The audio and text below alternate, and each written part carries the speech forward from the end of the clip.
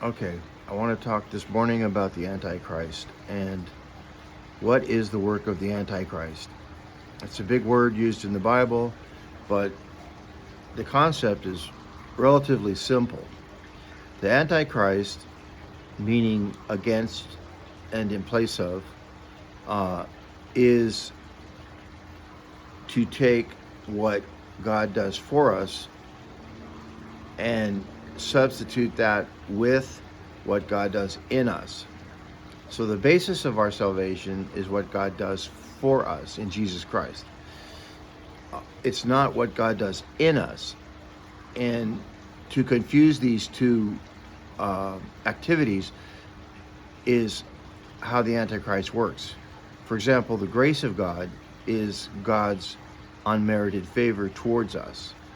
But the Antichrist wants to take that grace and pour it into us so then we become acceptable to God.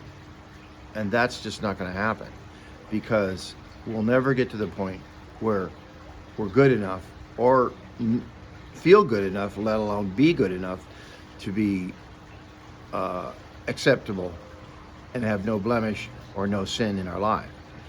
So God always has relegated all to sin so that we're all saved by righteousness, the righteousness of Christ. This is the righteousness of God.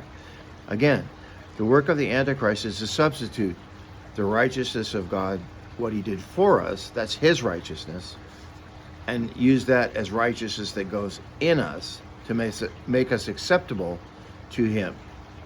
And this can come through the Holy Spirit or other ways. And the focus then becomes on what God does in us to make us a better person, to make our works acceptable, to make sure that we're listening to the Holy Spirit. All that stuff is nonsense. I mean, it's important to listen to the Holy Spirit, but the whole work of the Holy Spirit is to focus your attention on Jesus Christ and his finished work, on the gospel. That's what the Spirit's job is, to take what is mine, Jesus said, and to show it to you. So it's take his work, his finished work, and to focus your attention on that. That's the work of the Holy Spirit. It's not to make you some great, Christian person, whether it be through any kind of experiential relationship that you have. Those things are all good to have, but they're not the basis of your salvation, and they can become a substitute, because the focus is on the doing and dying of Jesus Christ. It's not your Christian experience. And I think and know and hear Christianity as God. It's all about what God's going to do for you, what he's going to do in you to make you a better person, and all these things, and how wonderful that is, and what a wonderful person you're going to be, and a beacon to the world. And yeah, you should be, but if you're honest with yourself, you're probably not. And the truth is, the closer you get to Christ, the more sinful you look in your own eyes. That's why Paul said God relegated everyone to sin. All have sinned and continue to fall short of the glory of God.